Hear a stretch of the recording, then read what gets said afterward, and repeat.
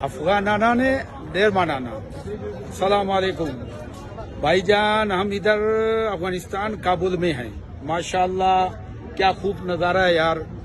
हम इधर आए माशाल्लाह 15 दिन पूरे हो रहे हैं। हम कल नहीं परसों इंशाल्लाह रवाना होंगे। देखने को दिल करता है माशाल्लाह। बहुत प्यारा डैम है इधर, घूमने के लिए है। इधर बहुत मेहमान नवाजी है इधर माशाल्लाह। अल्लाह इनको जज़ाए खैर दे। बहुत ही खूबसूरत और बहुत ही अच्छा है।